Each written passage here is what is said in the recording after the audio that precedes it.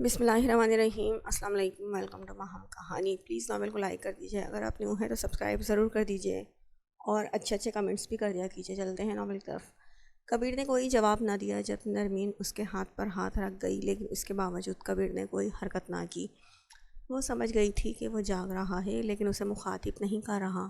آنسوؤں کا گولا حلق میں اٹکا تھا، کیونکہ پہلے تو وہ اس کی آہٹ سنتے بھی جاگ جایا کرتا تھا اور اب اس کے ہلانے پر بھی جواب نہیں دے رہا تھا۔ آنکھیں بند کیے، گھنے بال جو ماتھے پر تھی، ہری گہری آنکھیں پلکوں کے سائے تلے بند تھیں، ہلکی داڑھی میں چھپے عنابی لب صاف تھے۔ وہ بہت حسین تھا، یا نرمین پیار بھری نظروں سے اسے دیکھ رہی تھی؟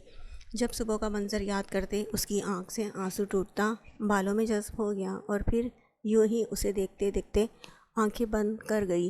اس کی نظروں کی تپش کبیر خود پر بخوبی محسوس کر سکتا تھا۔ اسے سینے سے لگا کر سونے کی اتنی عادت بن گئی تھی کہ کبیر بے چین ہو رہا تھا، لیکن نرمین نے جو کیا تھا وہ شاید اتنی آسانی سے بھلا نہیں سکتا تھا۔ کچھ ہی دیر کروٹیں بدلتے اس کی آنکھ بھی لگ گئی تھی۔ وہ دوائیوں کے زیر اثر گہری نیند میں سو رہی تھی جب اسے اپنے چہرے پر کسی کے لمس کا احساس ہوا۔ اس کا دل گھبرا اٹھا، آنکھیں کھولنے کی کوشش کرنے لگی لیکن چاہ کر بھی کھول نہ سکی۔ لیکن دماغ بیدار تھا، وہ اٹھنا چاہتی تھی، چیخنا چاہتی تھی، لیکن کچھ نہیں کر پا رہی تھی۔ کسی کے ہونٹوں کا لمس، پہلے ماتھے پر، پھر آنکھوں پر اور پھر اپنی ناک پر، اس چھوٹے سے دل پر محسوس ہوا تو وہ آہستہ آہستہ نفی میں سر ہلانے لگی۔ ہاں، ہمیں چھوڑ دیں، جانے دیں۔ وہ کسمساتے ہوئے نفی میں سر ہلانے لگی، لیکن آنکھیں بیدار نہ ہوئیں۔ اس کی یہ حالت دیکھ اس کے قریب سر جھکائے بیٹھا زرغام خان زادہ کا دل اندر سے ٹوٹا تھا۔ ہے بیبی ڈول، میں ہوں تمہارا زر، آنکھیں کھولو، باہر آنکھیں کھولو، دیکھو مجھے، پلیز آنکھیں کھولو۔ اس کا پیلا زرد چہرہ دیکھ زرغام نے ایک ہاتھ سے اس کے گال کو سہلایا تھا، جبکہ آنکھیں نم ہونے لگی تھی اسے ایسے دیکھ کے۔ اسرا کا جسم جو کب سے ہچکولے کھا رہا تھا اب ساکت سا تھا۔ شاید وہ واپس غنودگی میں جا چکی تھی، یا شاید اس لمس کو پہچان گئی تھی۔ زرغام نے اس کے ہاتھوں کو نرمی سے اپنے ہاتھوں میں لے کر سہلایا تھا اور پھر اپنے ہونٹوں کے قریب کرتا انہیں چوم گیا تھا، پھر اس کی انگلیوں کو سہلاتا انہیں چومتا رہا، یہاں تک کہ اس کی آنکھوں سے آنسو گرتے رہے۔ تم مجھے اپنے لیے پاگل کرنا چاہتی تھی نا، تو دیکھو تم مجھے پاگل کرنے میں کامیاب ہو گئی ہو۔ وہ اس کے چہرے پر جھکتا اس کے ماتھے پر ہونٹ رکھ گیا، جس سے ایک سکون بھری لہر اس کے سینے میں اتری تھی۔ تمہیں پتہ ہے مجھے سکون نہیں مل رہا، مجھے وہ سکون چاہیے جب میں تمہیں سینے سے لگاتا تھا اور میری آنکھیں خود بخود نیند کی وادیوں میں اتر جاتی تھیں۔ مجھے وہ سکون چاہیے جب تمہارے قریب آتے ہی میرے دل میں لگی آگ بجھ جاتی تھی۔ مجھے وہ سکون چاہیے جب تم اپنی محبت کا اظہار کرتی تھی تو میرے اندر چھپی وحشتوں میں سناٹا چھا جاتا تھا۔ مجھے وہ سکون چاہیے جب میں تمہارے بالوں کی مہک خود میں اتارتا تھا تو میری روح کو تسکین مل جاتی تھی۔ وہ سکون مجھ سے کہیں کھو گیا ہے، مجھے وہ سکون لوٹا دو اسرا۔ وہ روتا اس کے ماتھے سے ماتھا ٹیک گیا تھا جب اس کی آنکھ سے آنسو ٹوٹ کر اسرا کی آنکھ پر گرا۔ میرا دل چاہ رہا ہے تمہارے بازو میرے گرد حائل ہوں اور میں اپنی ساری اداسی، تھکن، خاموشی اور تنہائی تمہارے سینے سے لگ کر آنسوؤں کے ذریعے ختم کر دوں اور تمہاری قربت کے حصار میں سکون کی نیند سو جاؤں۔ وہ اپنے آنسو صاف کرتا اس کے پہلو کے گرد گھیرا بناتا، اس کے پیٹ پر سر ٹکا گیا تھا۔ سب نے دھتکار دیا تھا اسے اپنے رب کے بعد اسرا کے پہلو میں سکون ملا تھا، جو اس سے بے تحاشا محبت کے دعوے کرتی تھی۔ ساری تکلیف، غم اور درد بھلائے وہ وہیں ٹکا گہری نیند میں چلا گیا تھا، جبکہ اسرا بھی ہر ڈر تکلیف بھلائے سکون کی نیند میں مہر تھی۔ صبح کے اجالے ہر جگہ چھا گئے تھے۔ جب فجر کی نماز کے بعد کبیر نے اسرا کے کمرے کی راہ لی، لیکن جیسے ہی دروازہ کھولتے اس نے اندر قدم رکھا تو زرغام کو اس کے قریب دیکھ کبیر کے جسم میں غصے کی لہر آگ بن کر دوڑی تھی۔ وہ اس کے قریب جاتا گریبان سے پکڑ کر اسے کھڑا کر گیا تھا، جبکہ زرغام بھی اس جھٹکے سے آنکھیں کھولتا اسے دیکھنے لگا جو اس کا گریبان پکڑے شعلہ بار نگاہوں سے اسے دیکھ رہا تھا۔ کبیر کھینچتے ہوئے اسے کمرے سے باہر لے گیا تھا، جبکہ باہر لاؤنج میں آتے اسے جھٹکے سے زمین پر پھینکا تھا۔ وہ بے تحاشا شرمندگی سے زمین میں دھنسا تھا، کیونکہ جو اس نے کیا تھا وہ اس کے لیے خود کو کبھی معاف نہیں کر سکتا تھا۔ پھر یہاں رہنے والوں کی تو وہ لاڈلی تھی، وہ کیسے برداشت کرتے؟ اسی لیے زرغام خانزادہ نے اس کے رویے پر اف بھی نہیں کیا تھا، ورنہ کوئی اس کا گریبان پکڑ لے اور وہ اسے جانے دے، یہ تو ممکن نہ تھا۔ تیری ہمت کیسے ہوئی میرے گھر میں قدم رکھنے کی؟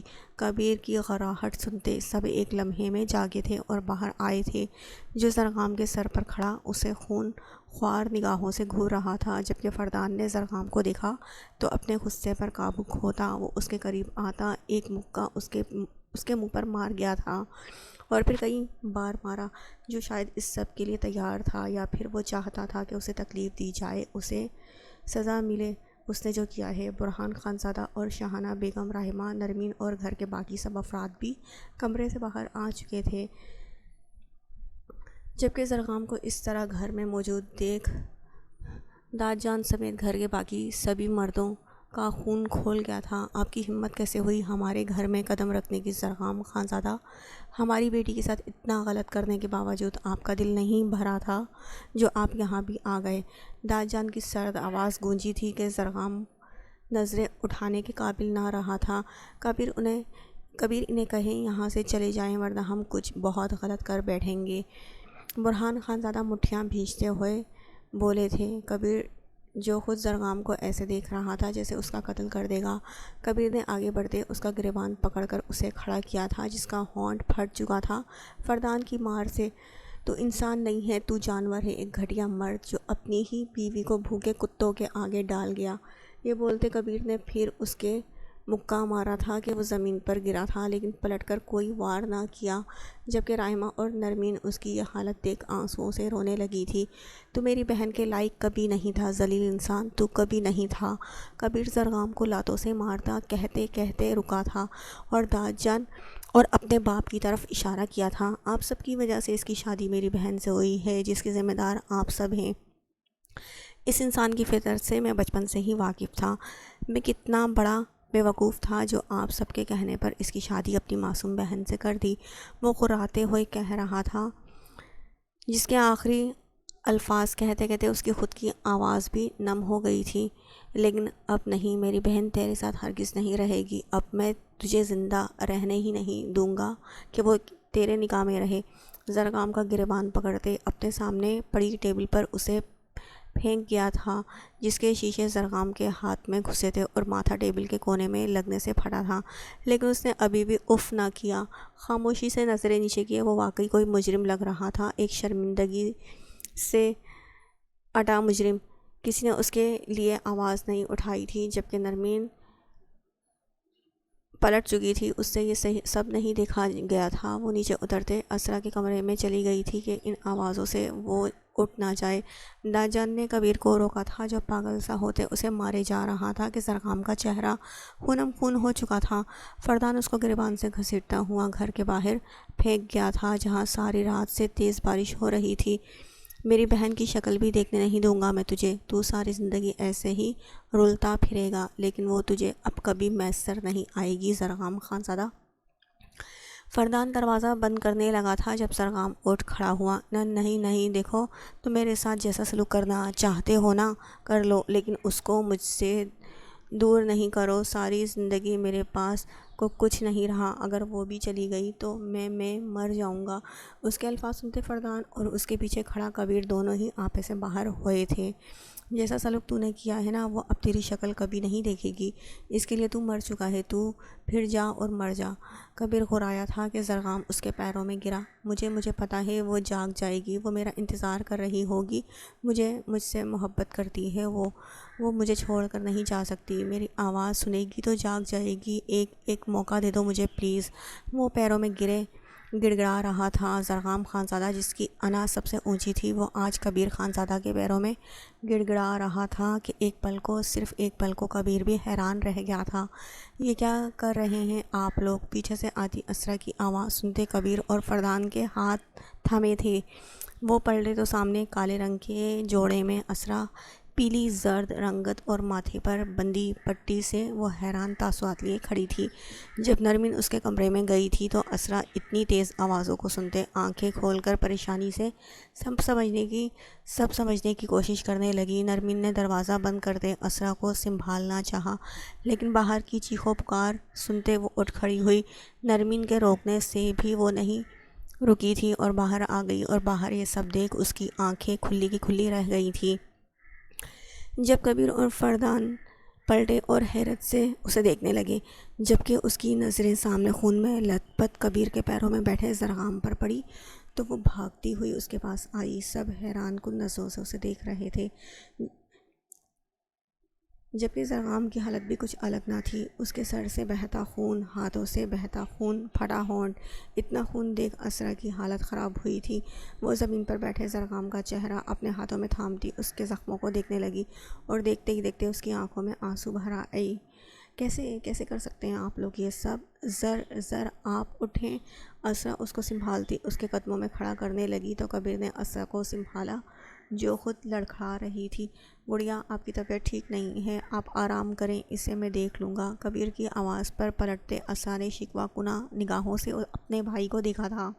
کیا دیکھ لیں گے لالا آپ؟ یہ دیکھ لیں گے، میرے شوہر ہیں یہ، اور آپ نے ان کی یہ حالت کر دی۔ آپ کو تھوڑا سا بھی ترس نہیں آیا ان پر؟ آپ نے ایک بار بھی نہیں سوچا کہ یہ آپ کی بہن کے شوہر ہیں؟ اس کے الفاظ سن زرغام نے آنکھوں میں نمکین پانی لیے اسے دیکھا تھا، جو اپنے بھائی کو شکوہ کن نگاہوں سے دیکھ رہی تھی۔ اس کے سامنے آ کر کھڑی ہو گئی تھی۔ گڑیا، تم اس کی حمایت لے رہی ہو جس نے میری بہن کی عزت کو بیچ راستے میں چھوڑ دیا، ان کتوں کے سامنے پھینک دیا۔ تم اس انسان کو اپنا شوہر کہہ رہی ہو، یہ شوہر کہلانے کے لائق نہیں ہے۔ کبیر دبی دبی آواز میں گرجا تھا اس پر۔ کیوں داد جان بولیں، کیا آپ نے ہمیشہ سے انصاف کیا ہے؟ اسرا نے کبیر سے سوال کیا تو کبیر نے اسے ایسے دیکھا جیسے یہ سوال مجھ سے پوچھنے کا ہے یا اپنے شوہر سے۔ میں بتاتی ہوں آپ کو کہ کیوں کیا ایسا۔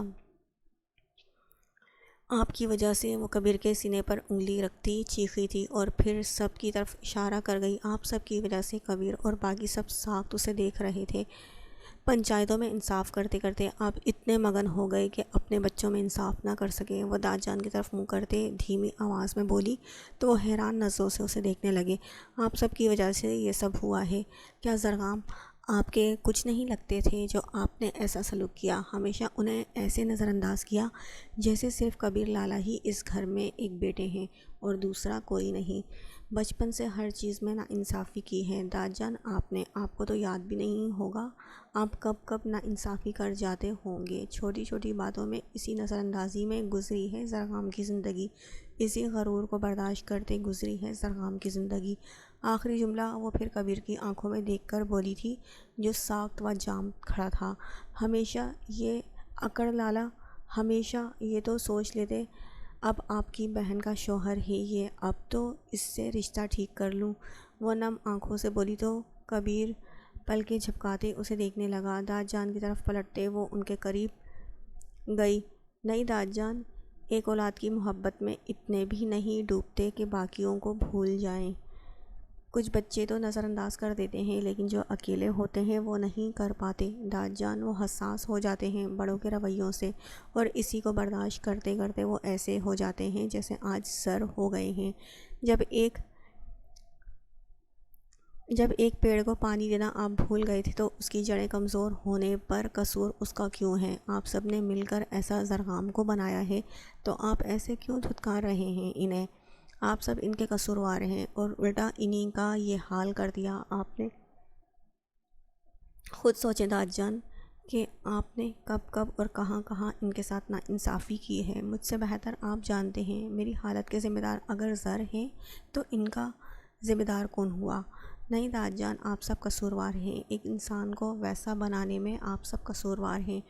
وہ داد جان کو دیکھتے کبیر کی طرف پلٹی تھی جو نظریں زمین پر ٹکائے شاید واقعی شرمندگی میں گڑا تھا، اور جو میرے ساتھ ہوا وہ میرا اور میرے شوہر کا معاملہ ہے۔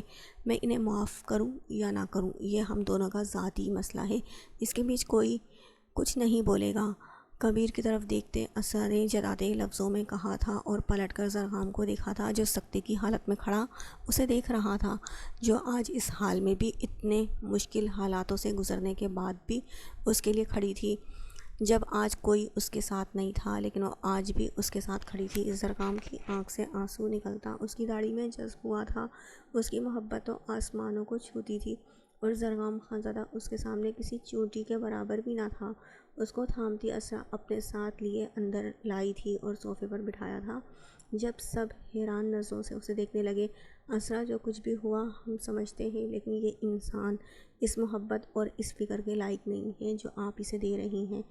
فردان سے اس کی فکر مند انداز زرغام کے لیے برداشت نہیں ہوا تھا۔ لالا پلیز، میں آپ کی بہن ہوں، اسی لیے آپ کو صرف میری تکلیف نظر آ رہی ہے، لیکن جو زر کے ساتھ ہمیشہ ہوتا آیا ہے اور ساری زندگی جو احساس کمتری انہوں نے برداشت کی ہے وہ آپ سب میں سے کسی نے نہیں دیکھا۔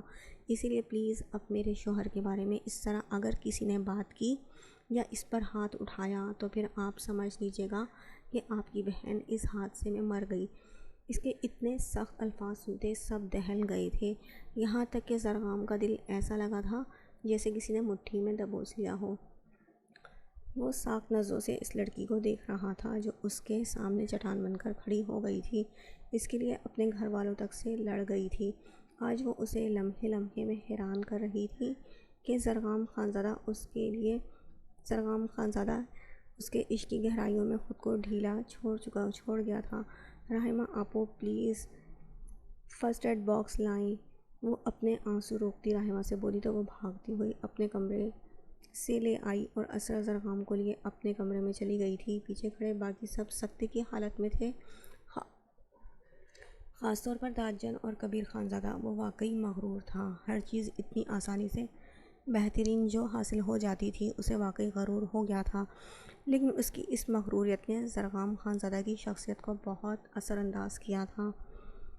یہ سب سوچتے کبیر خاموشی سے اپنے کمرے کی طرف چلا گیا تھا، جبکہ داد جان وہیں صوفے پر ڈھے سے گئے تھے۔ یہ کیا ہو گیا تھا ان سے؟ وہ واقعی ہمیشہ کبیر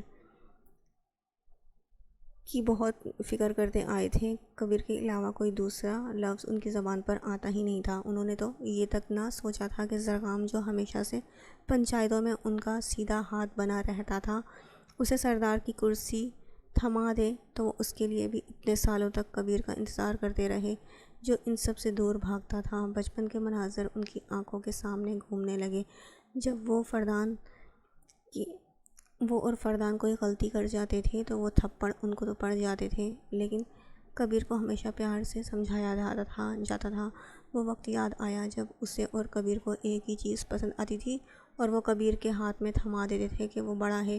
انہیں وہ وقت بھی یاد آیا جب باہر اسٹڈیز کے لیے زرغام نے اپلائی تک کر دیا تھا، لیکن اس کے مورے نے کہہ دیا تھا کہ داد جان اجازت نہیں دیں گے تو جا سکتے ہیں آپ۔ داد جان نے صاف منع کر دیا تھا کہ کبیر بڑا ہے، اسے اجازت مل گئی، اس کے علاوہ کسی کو اجازت نہیں ملے گی۔ داد جان نے کہاں یہ ناانصافی کی تھی جس کے باعث ایک انسان کی شخصیت اتنی متاثر ہو گئی کہ وہ اپنے ہی رشتوں سے نفرت کرنے لگ گیا۔ دیکھا جاتا تو سارا قصور ہی داد جان کا تھا، کبیر کی شخصیت کو مغرور بنانے میں بھی اور زرغام کی شخصیت کو زہر بنانے میں بھی۔ وہ آنسو صاف کرتے برہان خانزادہ اور رضوان خانزادہ کی طرف ہاتھ بڑھا گئے تھے جو انہیں سہارا دیتے ان کے کمرے میں لے جانے لگے۔ جب وہ رکے اور پیچھے مڑ کر فردان کو دیکھا، وہ اس گھر کے داماد ہیں، ان کی خاطر تواضع میں کمی نہیں رہنی چاہیے۔